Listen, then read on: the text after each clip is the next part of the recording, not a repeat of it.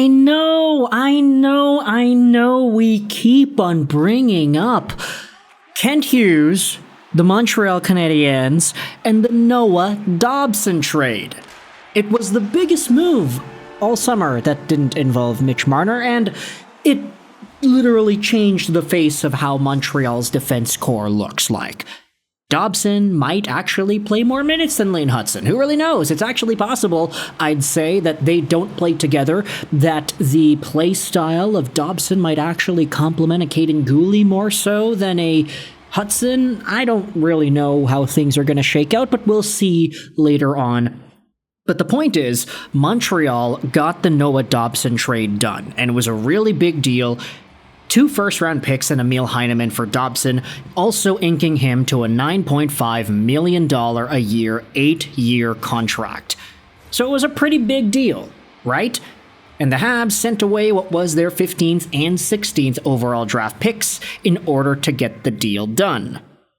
But we now have word from Nick Cloutier of TVA Sports as to what Montreal's backup plan was had the Noah Dobson trade not gotten done.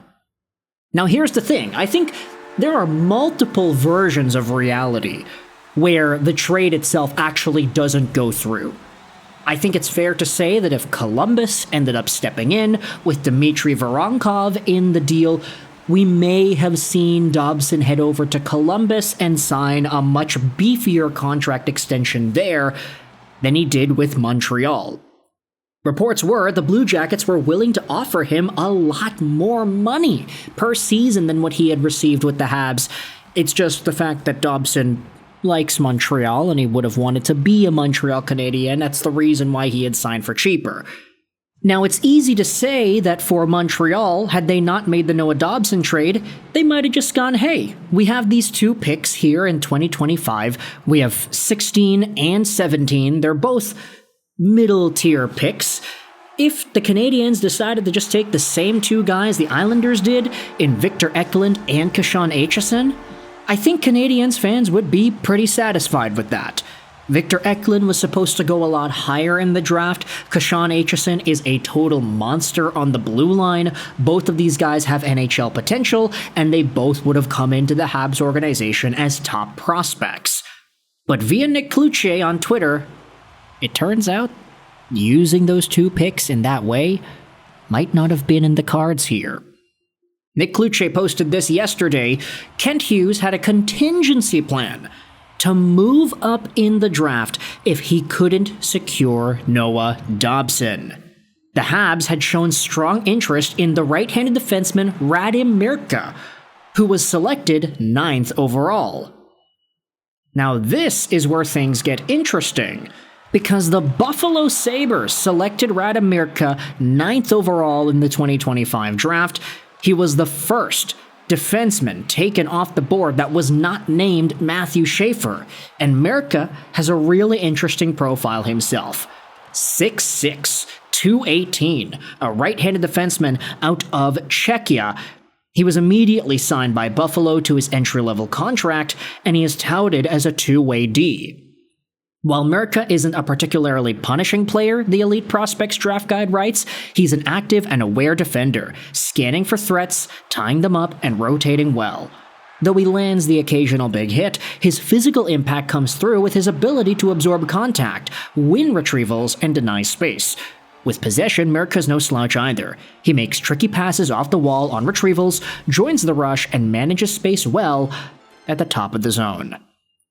The full Elite Prospects Draft Guide says that Radim Mrtka has shades of Marcus Pettersson as a towering, minute-eating defenseman on track to becoming an NHLer. He has top 4 skill, sense, and pace some nights, but he'll have to find them every night to maintain effectiveness.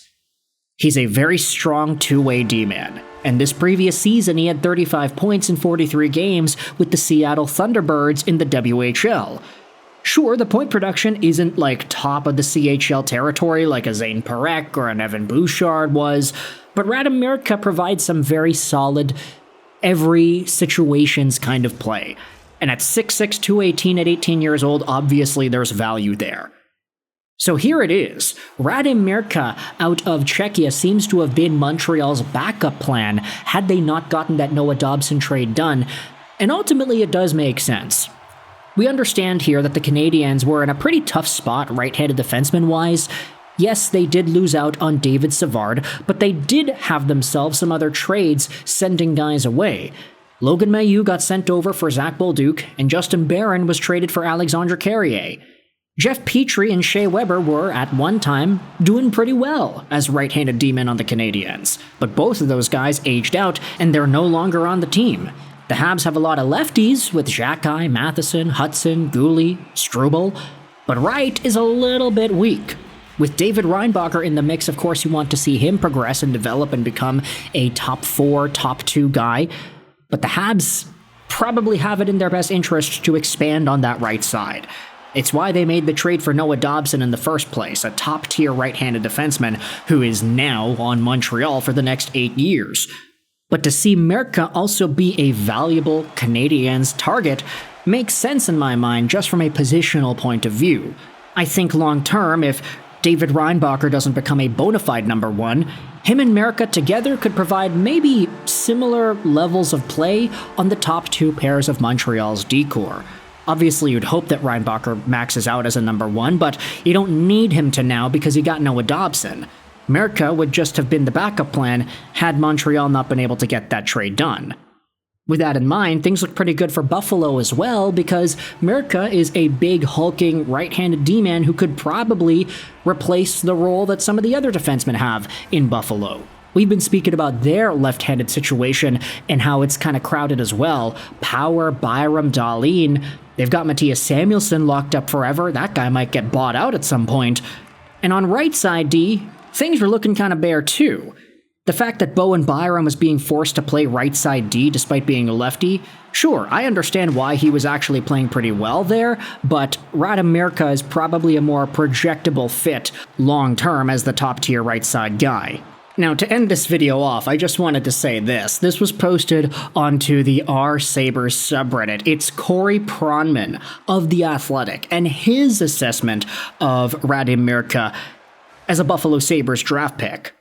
He says on his Athletic piece article that Radim Mrtka is a bubble top and middle of the lineup player whose comparable is Tyler Myers. And then he goes out there and ranks the pick as a B. Mrtka is a huge right-shot defenseman with legit mobility and puck-moving skill. He had a strong half-season in the WHL. His physicality isn't a calling card, but he projects as a top-4 D-man who can contribute value at both ends of the ice. Buffalo also adds some much-needed size to the system full of smaller forwards with a premium pick. And if he ends up becoming Tyler Myers 2.0, then I think at some point Mrtka's going to find himself in Vancouver. But also, might I remind you, Tyler Myers was a Calder winner for the Buffalo Sabres back in the day. It's unfortunate he was never able to get a season as nearly effective as his rookie campaign, where he was producing points and winning trophies, but that was the legacy Tyler Myers left behind. So with all that in mind, let me know your thoughts in the comment section below about Buffalo Sabres draft pick Radim Mrtka and how he happens to have been Montreal's potential backup plan had the Noah Dobson trade not gone through. Sabres fans, what do you think about this guy? Montreal fans, how do you feel if the Canadiens would have been able to get this dude instead? They would have traded both of those draft picks to move up and select this guy, and I want you to let me know your thoughts in the comments. How do you feel about that? I hope you enjoyed this video. And bye.